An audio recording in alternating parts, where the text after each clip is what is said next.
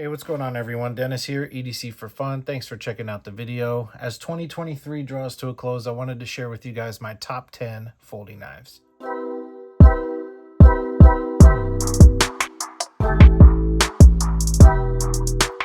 So what I've done for this video is I've taken the knives that I've carried and used the most this year and put them more or less in order from the most used and carried to the least. Now, when I say the least, I've got other knives that obviously aren't going to be on this list.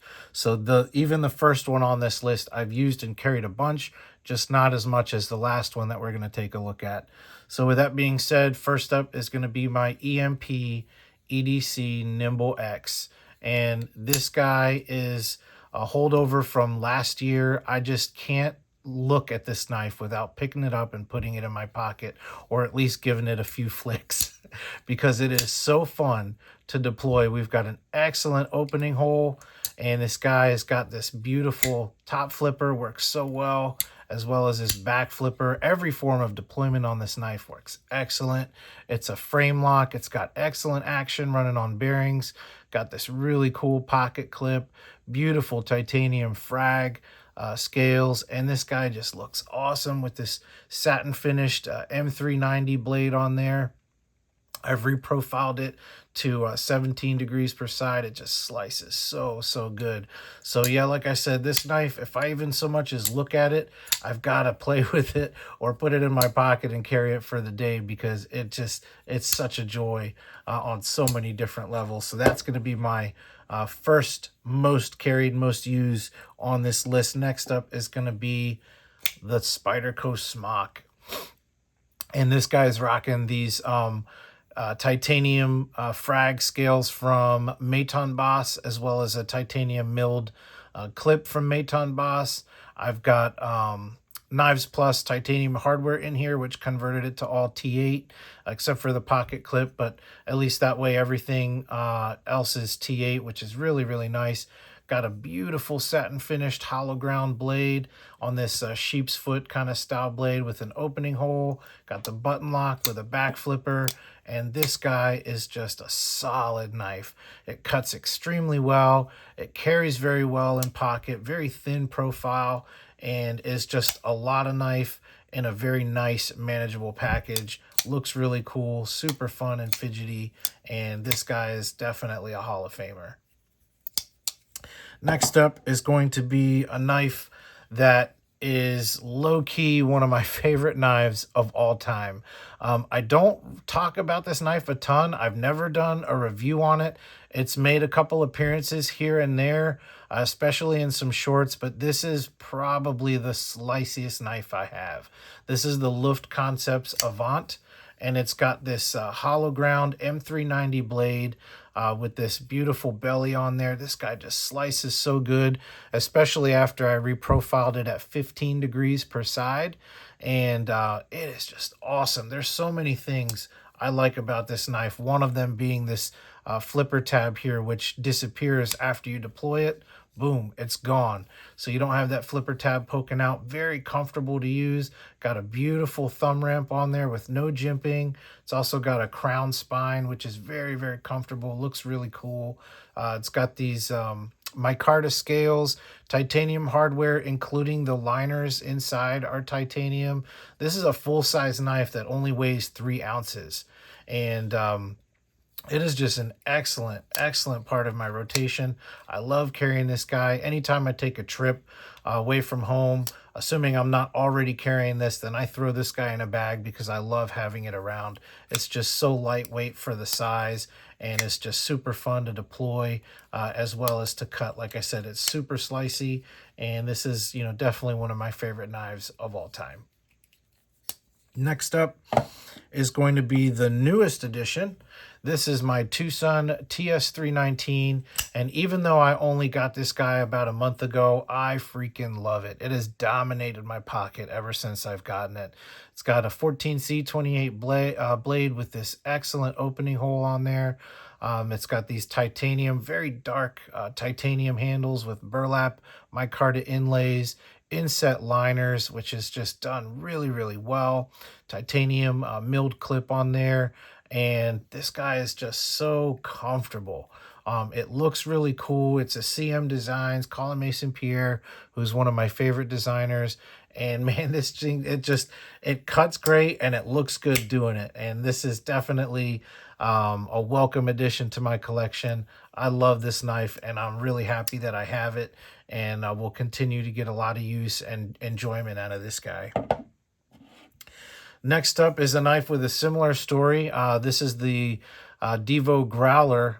Similar in that when I got it, it just did not leave my pocket. I carried this guy every day for a hot minute after getting it, and I had to take it out to give other knives some time because this guy, it just looks so cool with this weave carbon fiber on there. I'm not a big carbon fiber guy, but man, you got to admit that just looks so good. It's also got this contouring on there. So it gives the handle a swell, which feels really, really comfortable in hand. Got this titanium anodized back spacer, as well as on the pivot collar. That blue just pops. You've got this excellent opening hole that shows you this 154 cm blade with this big old belly on there. Man, this guy slices so good. You've got jimping that comes all the way out here. And this guy's just got excellent action. Again, running on bearings. And this is one of the unintentional front flippers that I have in my collection. I don't think this guy was designed to front flip, but you can absolutely do it. And I love that about this knife, in addition to all the other things that make it so good. Next up is going to be the other unintentional front flipper that I have. That is the Spyderco Shaman. Now, full disclosure, I did about a year ago or so file down the top of this knife where the jimping is to make it easier to front flip, because Spyderco's jimping is super aggressive. It's really rough, and flipping it was not comfortable. So I filed that down. It's still got a very nice texture to it, but now I can front flip it and it's very comfortable to do so. And it takes this working knife and just gives it another layer of fun as far as deployment and fidget factor goes. But when I say working knife, man, this guy is a beast. I do the majority of my small wood processing tasks with this. I've got a wood stove, I've got a fireplace, I've got a fire pit outside. We burn all the time around here. And after stuff gets split, you know, with an axe or a large fixed blade, when I've just got things reduced down and I'm just sitting there just getting the fire ready to get going, this is the knife that I use to do a lot of shaving, a lot of light batoning with, and it just eats it up. It's got Z-wear steel, which is super tough, very similar to crew-wear steel. Takes an excellent edge. I have reprofiled this one to 17 degrees per side, and it's held that really nicely. So I'm super happy with this knife. It's rocking these AWT Applied Weapons Technology scales that I put on there recently, and just took this knife to another level. I love the way this looks. I love the way it feels. I put a MXG titanium deep carry pocket clip on there, and man, this guy's excellent with this compression lock back there. I know a lot of people get bothered by the Ricasso, this nub here.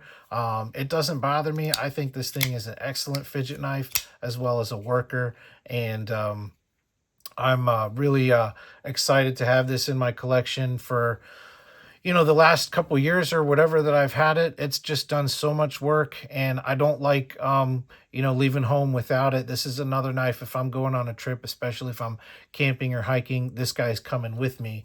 And in the same vein, I can say the same for this PM2. This is the Kwarta.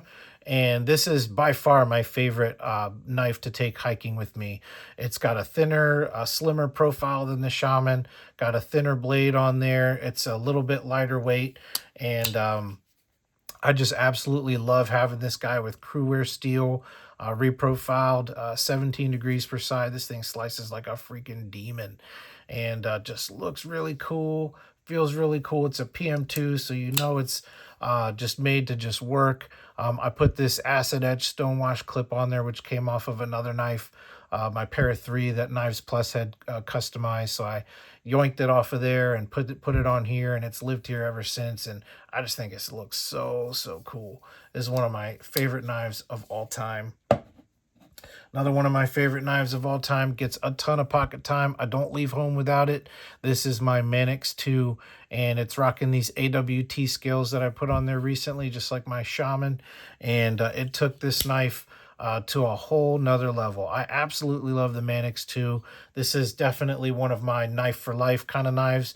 What I mean by that is if I could have one knife for all of, the rest of my life, if I could only pick one, this would easily be a top 3 candidate for that category. And with these AWT scales on there, it's got a slimmer profile, it's lighter weight, it's got more contours, and it just takes it up another notch, gives the ergos a whole nother feel, which I absolutely love. It's got an ambidextrous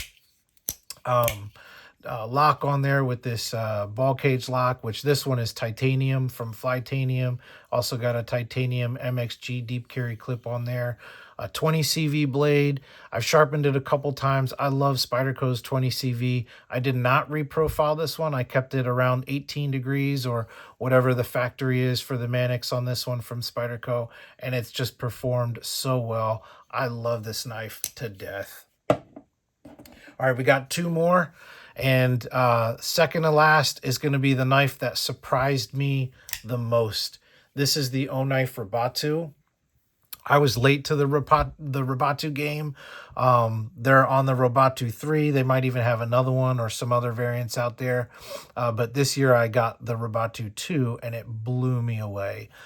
This crossbar lock, the sheep's foot 154 cm blade with that really dark stonewash on there.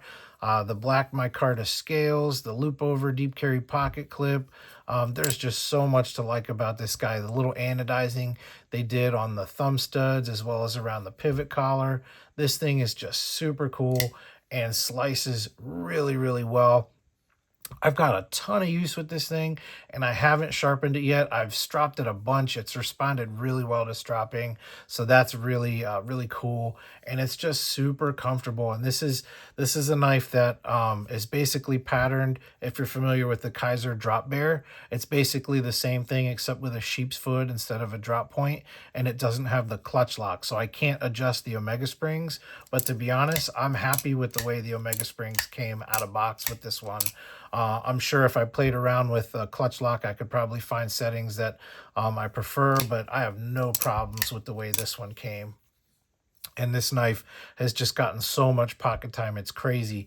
I've basically elevated it to the status of, my Para 2 and my X2 as far as I don't leave home without it. Same thing with my Shaman. And to be honest, a lot of these knives are like that. If I'm going away and I want to, bring a few knives with me, any one of the knives on this table is going to be in that conversation. But lately, this is one that I've definitely thrown in there. It's just such a lightweight and comfortable and fun EDC knife. Last but not least, the knife that I used the most is going to be the DVO Buzz. This knife has been such a joy to add to my collection this year.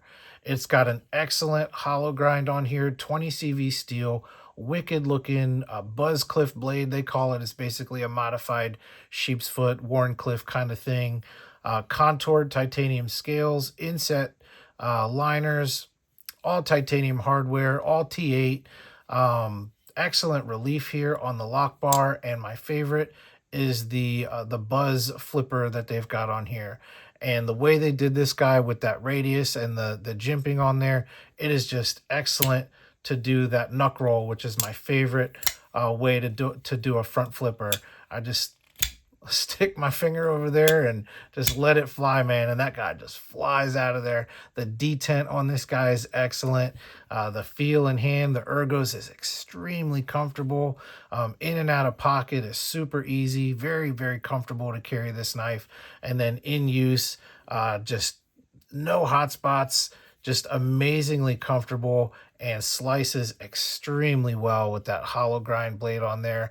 I haven't sharpened this one. I've stropped it a bunch. It's responded well to that, so I'm cool with that. When I do go to sharpen it, I might drop the edge angle back a little bit, just make it a little more steep. But other than that, I'm extremely happy with the way this guy came out.